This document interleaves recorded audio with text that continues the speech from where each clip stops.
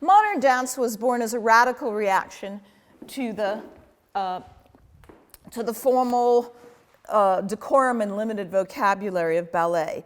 Ballet may have provided consummate exercises for shaping and molding man's exterior, in the words of an early ballet master, but to the pioneers of modern dance, it was at the cost of disconnecting outside from within.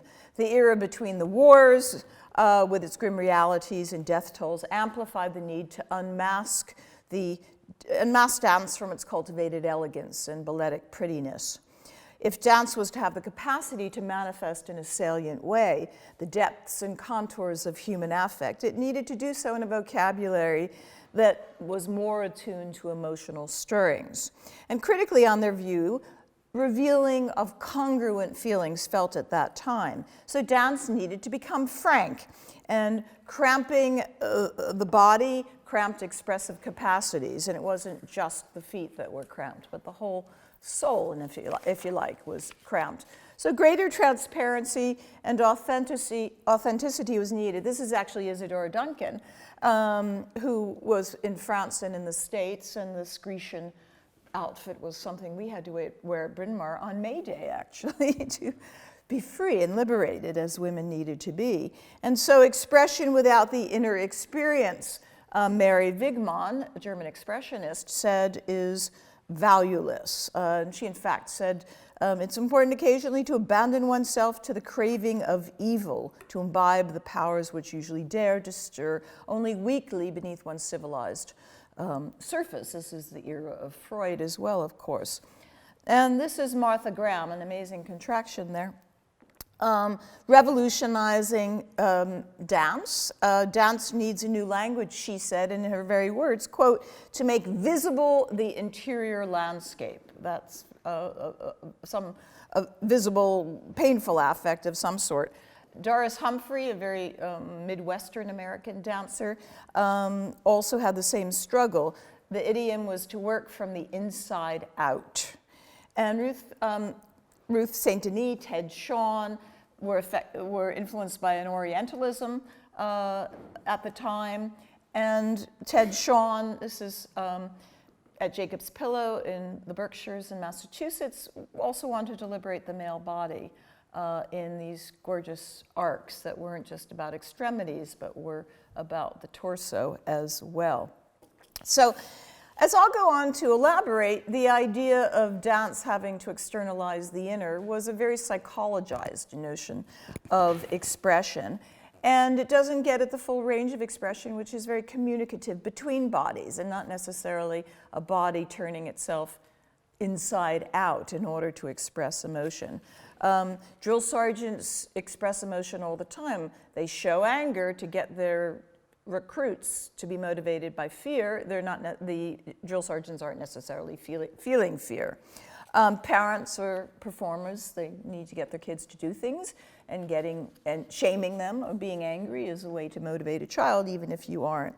So we can make visible, perceptible, audible, touchable, epistemically accessible properties, here sentient qualities, emotions, without necessarily feeling them.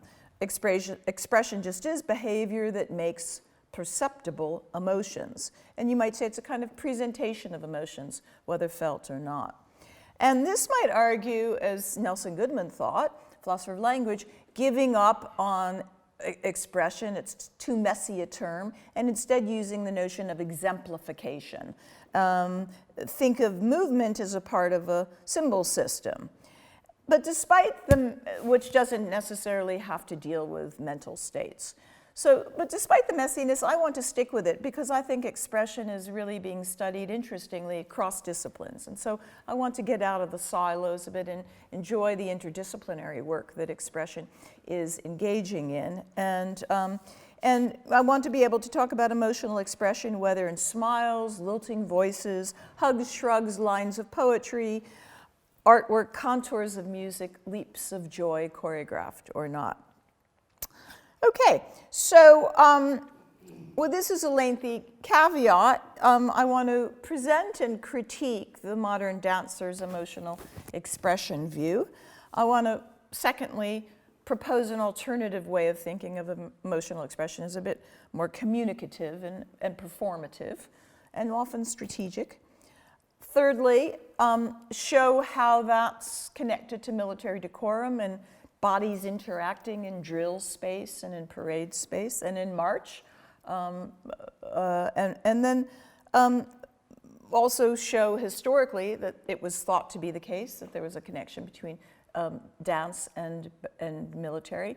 And then fourthly, I want to argue that there's a kind of emotion that comes with building a cadre or building a corps, that isn't the inside pressing out, but is very much outer bodies talking to outer bodies, picking up sensory cues, picking up location cues, picking up kinesthetic cues of oneself and of each other.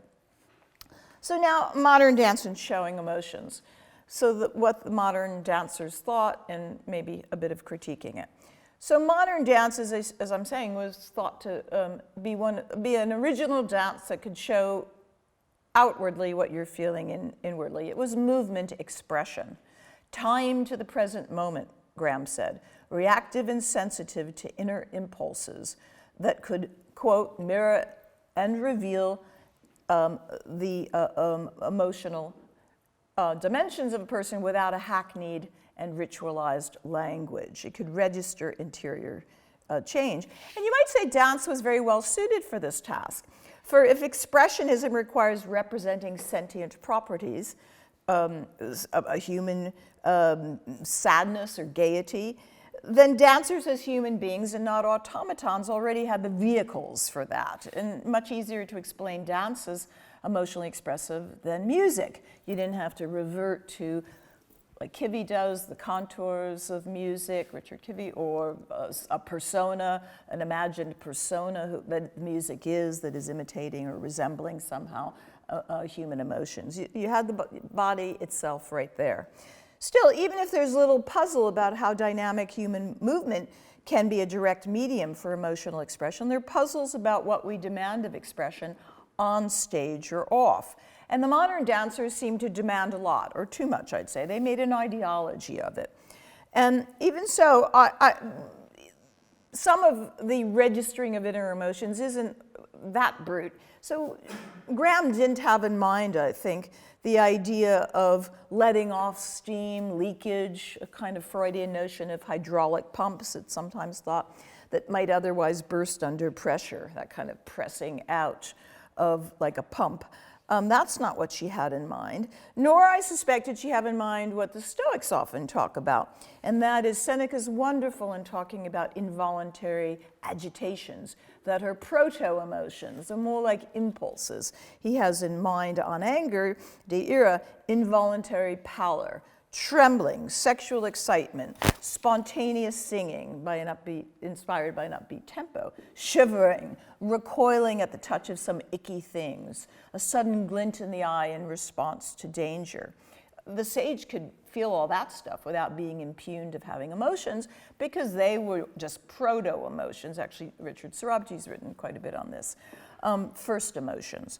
These are what Seneca calls preludes to emotion, proludentia ad fectibus, and they don't impugn character or commend it. But I don't think Graham had that in mind, even if Lincoln Kirstein, the famous Harvard aesthete that went on to found the New York City Ballet and brought George Balanchine to America from Russia and from the Ballet Russe, even if Graham didn't have that in mind, he nonetheless, Kirstein claimed that Graham's dancing was a cross between shitting and belching. It was guttural, and that was about it. He thought it was not as interesting as it might otherwise be. But the idea was, this is Jose Limon, a Graham protege, the idea was that you could have a new vocabulary of torso movements, shape engagements of the core, angularity, flat backs, parallel position, flexed feet, cupped hands, hands that rippled. Wigman has amazing hands that just sort of ripple in the air. And that was sort of unpretty. And it also used gravity. You could be on the floor. in suspensions. You could have twisted backs, torsos, and so you'll see many more pictures like this. The chesty full face of the sternum that is part of Lamone's technique, and heavy falls and heavy suspensions. So all of that was more than extremity work that ballet was able to offer. In the case of Lamone also, he was opening up a world for men. It was actually a liberatory, that all parts of bodies, heads, hands, backs, chests, and legs, could sing like an orchestra, and male physicality and the male psyche, in essence, I'd say, could be given a fair representation. So some may be familiar with Graham's famous Greek tragic works, Night Journey, that retells Oedipus Rex, or Clytemnestra, or the more abstract Lamentations. Just move it here. Oops, let's see. Oh, you know what? I may not be able to show this. I don't know if we're internet connected. We're not internet connected. Oh, okay. So that needs I'm sorry. That would have been nice. I didn't ask for that specifically. Okay. So were I to I don't think I have a still of this, and it's too late right now to go backwards. But Lamentation is essentially a whole movement in purple, a purple tube suit, and I'll have to demonstrate a bit. It shows things like this and that, but you can't see any of the arms or legs because it's all just purple lycra. And she's sitting on a bench in a wide second, and you're getting a lot of torso movement and someone hanging over, and it does in very percussive movement, and it does seem to suggest lamentation in a way that you weren't able to get this before. Steps in the Street, I'm sorry, I can't show this very well, but Steps in the Street is a very early piece, and it's what you hear is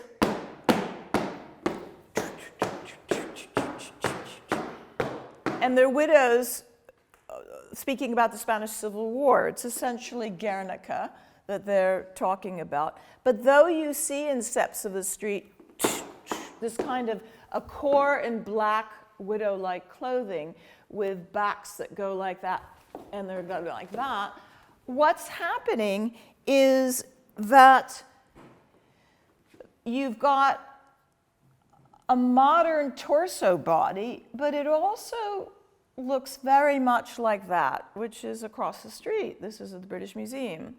This is Azurbanipal, and it's that, I'm not sure I can spot it here, but anyway, that movement up there, you can see flat backs, and you see synchronization of persons in flat backs.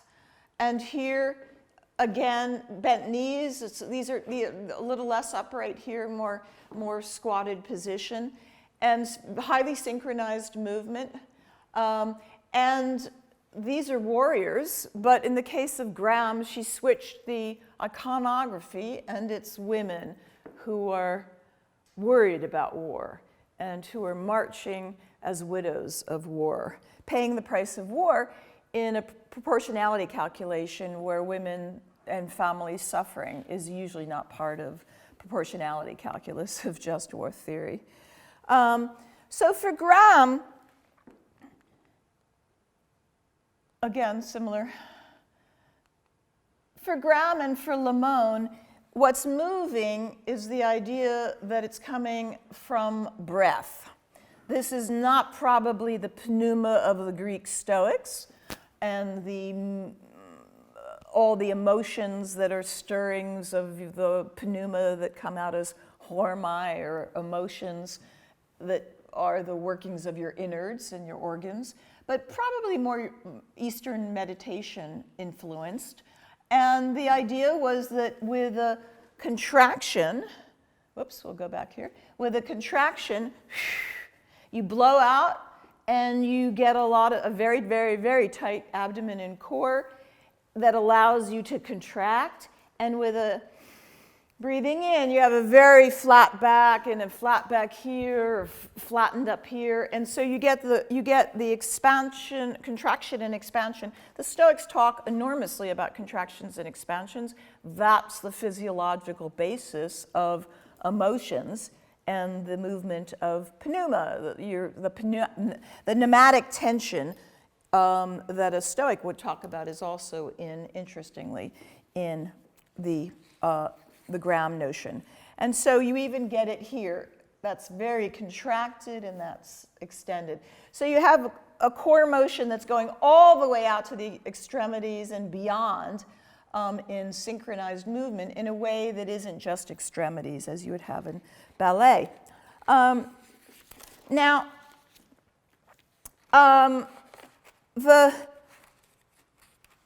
might say that, okay, if you don't want to talk about inner emotions going outward, you could just talk about expressiveness. And this often is a way that philosophers talk about expression. They just want to say expressiveness is different than expression. The word Latin to press out. And pressing out is expression, but you can be expressive. Music can be expressive. Faces can be expressive. That dog's face is very expressive. St. Bernard. We don't have to say or presume that the dog is sad all the time, but the dog does have one of those sour pusses that goes down. And so it's the line, the lean of the face, etc. But I'm not particularly interested in distinguishing between expressive and expression, because I don't think all expression has to be inner going outward. So I'm not particularly interested in that. Sorry, we're not going to be able to see some of this. But so even so, you might say much dance is, a modern dance really aims for a kind of authenticity. And this is, let's see what we can get maybe. Here we get some of it. This is Pina Bausch. The Rite of Spring and her Tanztheater Wuppertal. And again, it's Stravinsky's Rite of Spring, and what you hear is bum, bum, bum, bum, bum, bum, bum, bum, a lot of stuff. And if I could, that's the video. But they're getting ready right here for a very big contraction that will go on, and extension and contraction. And it just works its way up. And the idea of Pina Bausch is that you have to feel what you're about to show. It's Stanislavski kind of method acting. And this was a group that lived together, procreated together, had children together, and they were to really encourage, through method acting types of exercises, to bring their psyches to work on the dance floor, using imagined situations, memories, voices, and the like.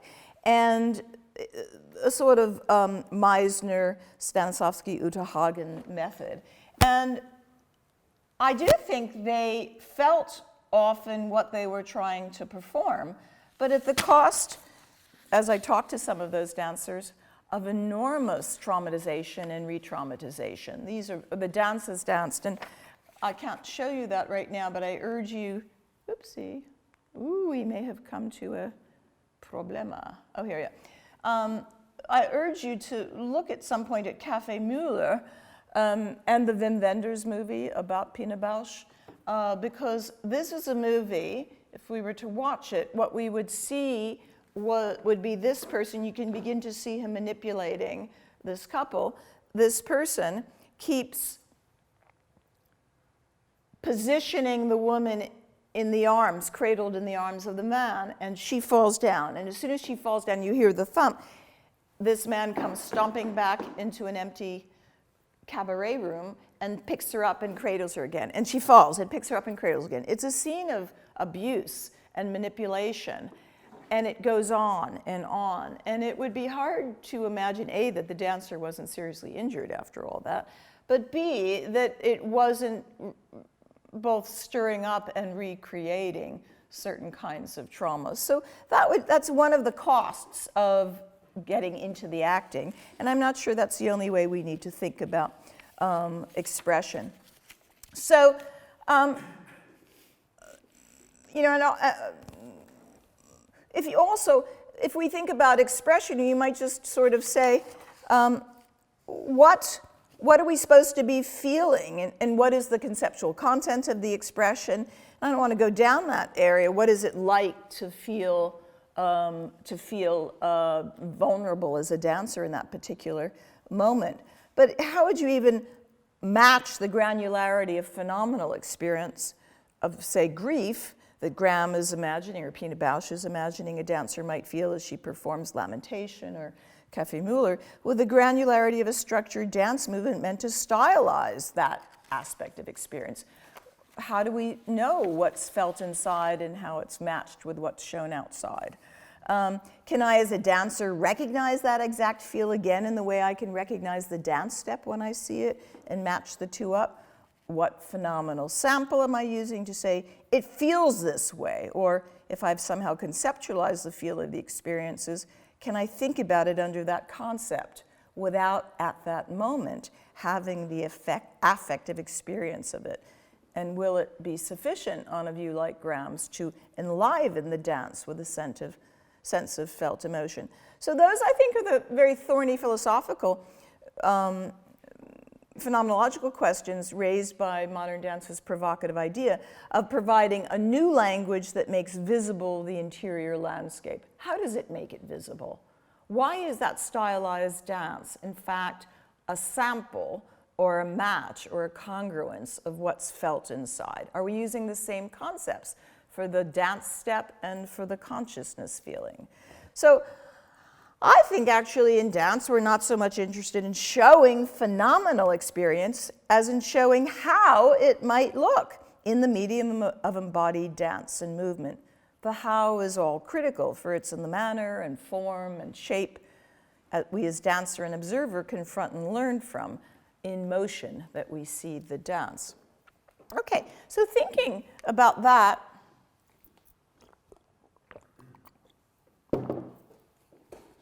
I want to ask a little bit about a different view of emotion here, not as psychologized, but as communicative.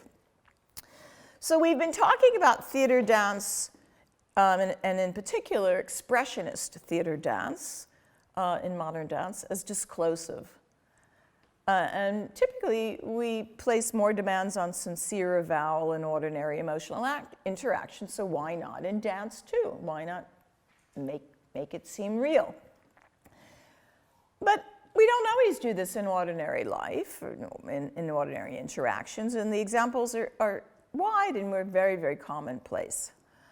Sometimes we manage our felt emotions, put a lid on them, deliberately tamp down, modulate what we're feeling. And here, think of Daniel Deronda. He coaches himself in a moment of unbridled exuberance about Mira Lapidoth. I have my hands on the rein now, he thought, and I will not drop them. Okay, that's sort of management, emotion management. What's perceptible in facial or hand and body gesture, posture, dynamic movement, prosody, or verbal language isn't necessarily a candid readout of the heart. Other times we communicate with emotional expressions in order to come to feel what we don't yet feel, to stir it up in ourselves, or to meet normative expectations, or to get others to meet them, or to teach others how to regulate their emotions, or to come to be in sync. Or we may exaggerate how we actually feel so that someone gets our message. And here, remember, the peacock's mating signal, his big, clumsy, showy train, is evolutionarily a highly developed handicap conferred on him as a signaler. If he survives that test of having that huge thing behind him to carry around, he demonstrates, I'm, to others, to women, female mates, he's really hot stuff. He's really of superior mating quality. He made it. He's a catch, so to speak. The trail is an adaptation whose purpose is to show not necessarily what he's got, but to make you believe that he's got it. It's a flashy, overstated signaler. And philosophers like Kant lead us to believe, there's emotion on one side and duty on another, and you bear down in order to act from duty, but not from emotion. But of course, we always bear down on our emotions. We regulate, moderate, fake it, exaggerate, strut like a peacock at times when we act on or from emotions. And to return to an earlier example that I mentioned, that's a drill sergeant. I presume that drill sergeant is not particularly angry, though he is trying to, through anger, put fear in a recruit and probably succeeding in do it. But it's a game, it's a performance to motivate. And the recruit knows the cost of non-compliance, so he gets the signal, so to speak. A 2-year-old cautiously inspects a stranger who enters the room and pouts, and on the verge of tears turns to a parent for a signal. The parent may signal with a smile. It's okay, no need to be afraid. That parent is signaling and not necessarily feeling some of the things that Paul Ekman might say go with a smile, that you're feeling happy or pleasurable. It's a strategic cue that the kid reads to get rid of to help her adapt with stranger anxiety. And we talk a lot. I'll move on to an example you'll get.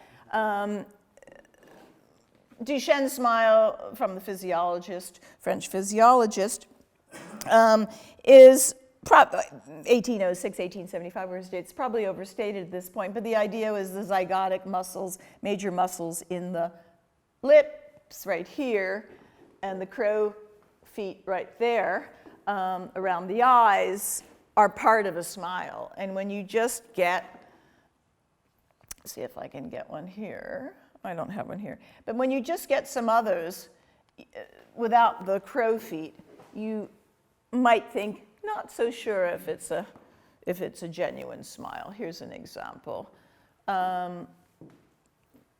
This is our Senate leader right there.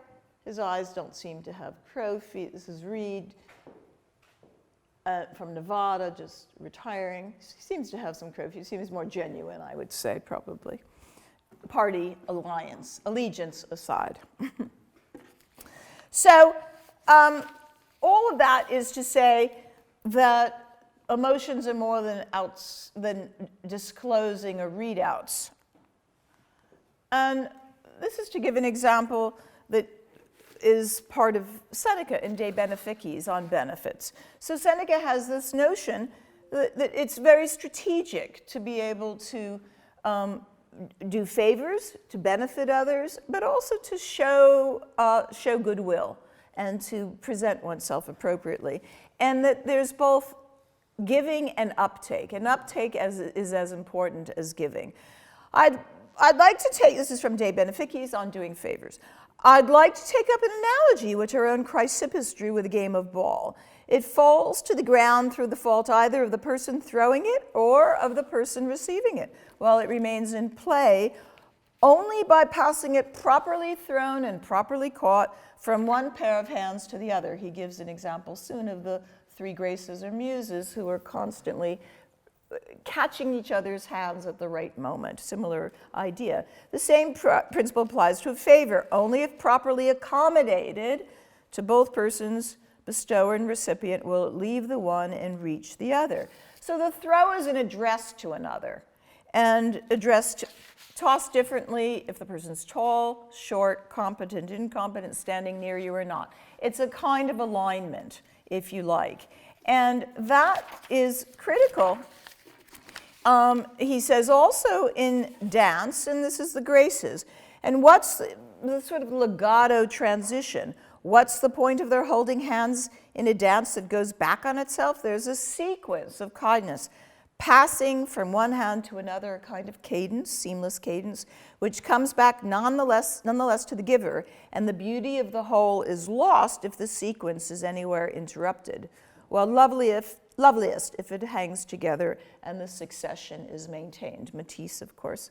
And so In dance, dancers have idiosyncratic shapes and sizes, even if they're selected and groomed for a ballet decor that has Peter Martin's New York City Ballet had very strict standards on what he was looking for, and sometimes too strict, as it's now believed the case. But like taller and shorter ball players, they need to be able to catch each other's passes, not just reliably, but with trust exchanges, embodied in dynamic and fine calibration and alignment of movements.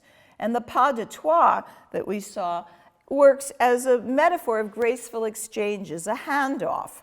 And you see this in a real dance. Height, extension, timing, weight of effort, how you cut through space, how you pull away, how you come back into a circle. All of that is critical in dance, that kind of partnering that requires highly reactive sensitivities, signaling and receiving by touch, proprioception, vision, audition, sight, and more, to be able to see where people are. And when emotions are portrayed, they can't just be felt by the signaler, they have to be picked up by the other and the audience. And I can't show you this in a video right now, but it's Wendy Whelan.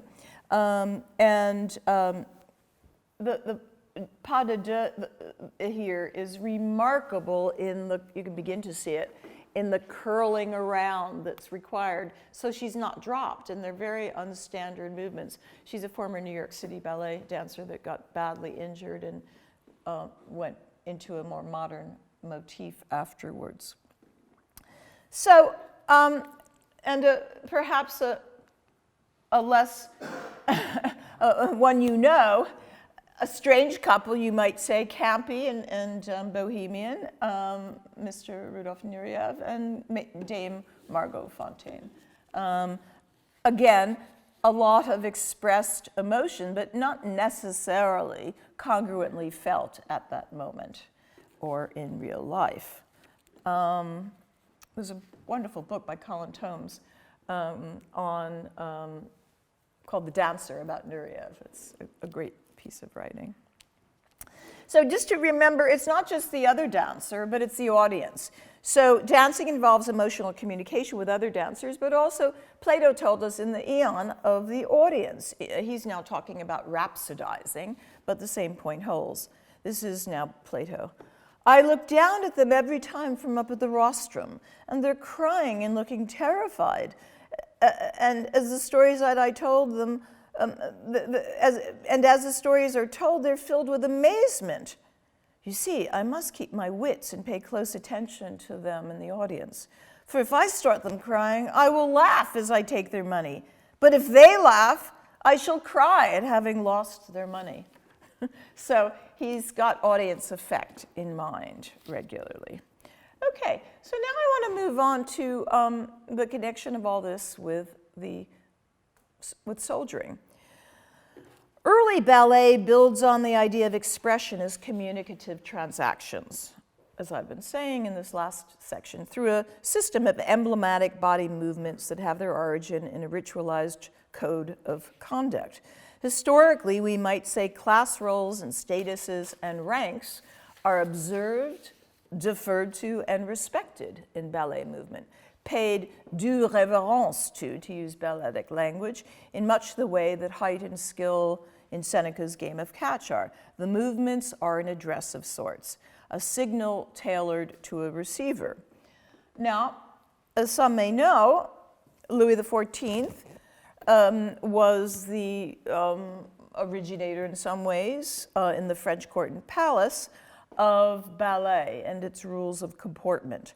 How to pass in front of a king and his entourage, how to move side to side, and a wide second, what would be second position, how to cross through the center of the room if you're of noble blood, how to pass obsequiously to the side if you're a bastard.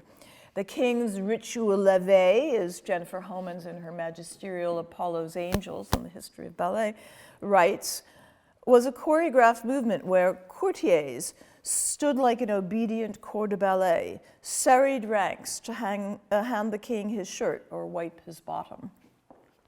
So ballet decor under Louis XIII and Richelieu had already sort of become a way to magnify the king's glory, put him on a stage, make him higher than need be, create the illusion and the spectacle that was needed, sort of produce a peacock, which may or may not have the stuff, but could strut with the stuff. We see that a lot in my country right now by the potency of state. Ballet honed royal etiquette and the ceremonies that were the pedigree of high birth, but also homier, more conventional gestures. The tipping your hat, holding one's skirt, and a curtsy, bowing one's head properly, to whom, when turning one's shoulder, a bit of an FSA, sideway turn, to someone who passes. And that all could be burnished and polished up in ballet. So if you like, etiquette is, as Jen Homans puts it, was the pivot on which La Belle Dance turned. But there was this other aspect, and that was there was a military component. Louis XIV practiced vaulting, fencing, and dancing, and trained with a ballet master for over 20 years, and that ballet master went into the parade ground as well, because the synchronies and comportments and maneuvers of moving a corps or a cadre were very similar to moving a corps. And in the founding documents of the Academy of Dance, 1661, the founders wrote, "The art of dancing is most advantageous and useful to our nobility and to other people who have the honor of approaching us, not only in the time of war in our armies, but also in the time of peace in our ballets." So there was a dual intent of ballet, both a wartime way of moving a cadre and a peacetime way of moving in the palatial halls. But I have to say, I won't go into this right now, but in Greek tragedy, of course, too, the ephebes, who were the young citizen soldiers, participated in a military pageant before they went on campaign. And they were part of the chorus. And part of that military movement from citizen in an amphitheater as chorus to the campaign, they may have been the orphans of the hoplites and others who didn't come back home. Beardless ephebes, likely were often sons of fallen soldiers that were being taken care of by the state and were being trained as conscripts again to serve in those military alliances. So it's both mixing of the tribal dance to Dionysus, that was the tragedy, as well as serving a very important military function. Cadet training, in a sense. So when Lincoln Kirstein came from, he was a World War II monument collector. He collected a lot of the looted art that was under the mines in Germany. But his real love was ballet and not just art. When he came back and realized that Balanchine was wanted to leave Russia, was at the Ballet Russe, and nothing much was happening, Diaghilev's Ballet Russe, he said, "I want to create a dance theater in New York that is the West Point of dance." And this is West Point. One of the dancers that would soon come to be there is that's Edward Vilela, who was from tough streets of the Bronx in New York, but also this is Prodigal Son. He was a boxer, Golden Glove boxer, but then went to West Point to teach football players because they needed the ability to move their torso separate from their bottoms off season, that sort of thing. And very similar sorts of movements in a sense. There's a corps, a cadre, they're paying due reverence to a leader, as in this case, and that sort of ran through it, and just to sort of see, this is the Balanchine's Union Jack. but I want to just sort of show you the movement of a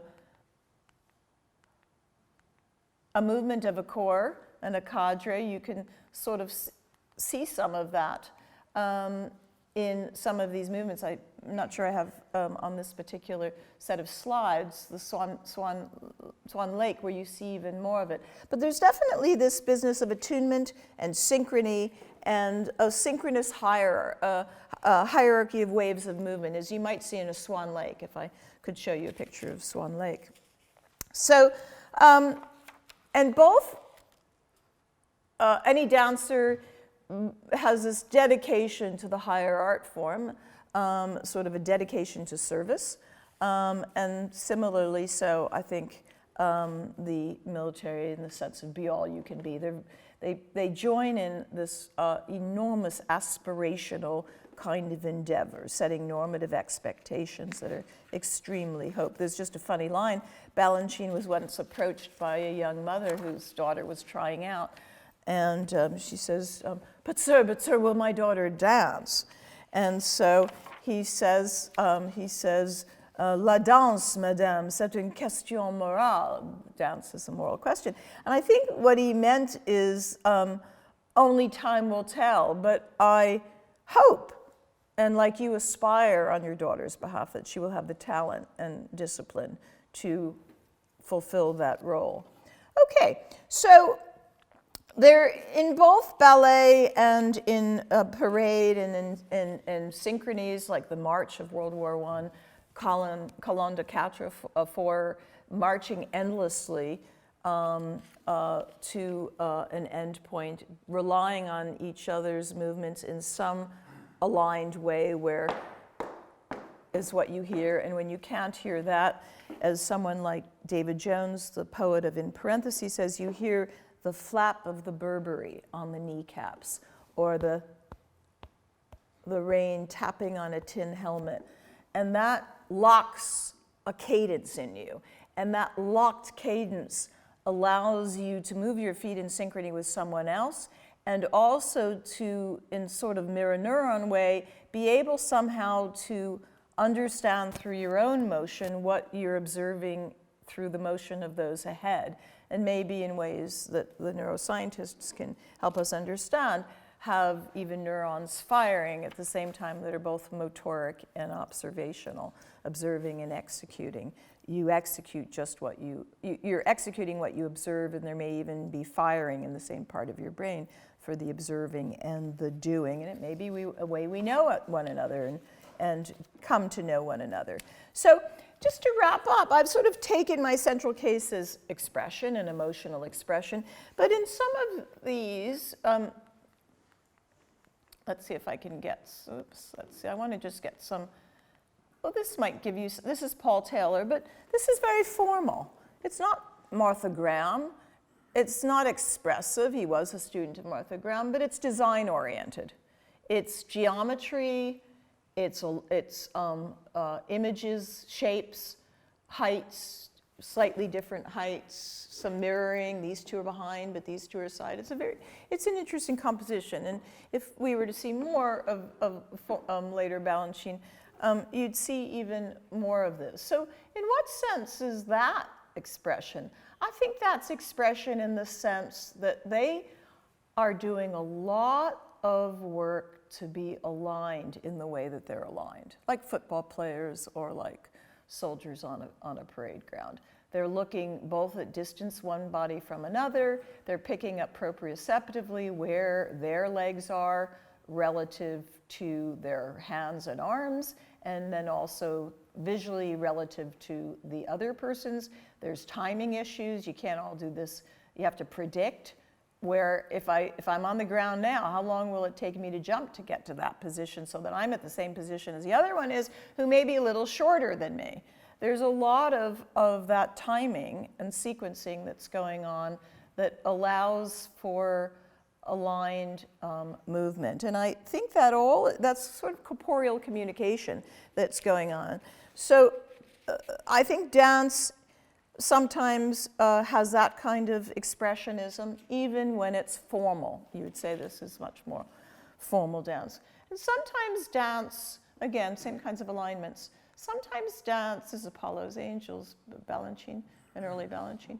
Sometimes dance is just defamiliarizing the familiar, as the postmoderns would say. A very beautiful, simple movement with all its stretch and gait in order to not take for granted what we take for granted. So just to wrap up, I want to say that the modern dancers were, this is just beginning stuff for me for thinking about dynamic movement and emotional expression in dynamic movement. But I want to conclude to where I started with. In modern dancers' plea for authenticity. I've talked about this in terms of transparency, disclosure, turning the inside out, stripping away ballet's veneer. But authenticity of that sort has its home also in psychoanalysis. And the idea there was we need ways of unmasking all those deep undercurrents and stirrings because the defenses are thick, the defenses of repression, resistance, splitting, and identification that Freud, Anna Freud in this city in Hampstead and Melanie Klein talk about, and of this university, Richard Volheim. The constrictions can tame and civilize, but also stifle more profound human experience. The modern dancers were, in their way, psychodynamic depth psychologists. They wanted to liberate the psyche dynamically in movement. They wanted to feel the depths of human experience, tragic and ecstatic, and show it. And they shared this with Freud. But the psychodynamic space has moved on a bit with its emphasis in interpersonal and relational therapy. We know ourselves intrapsychically by how we transact and interact with others.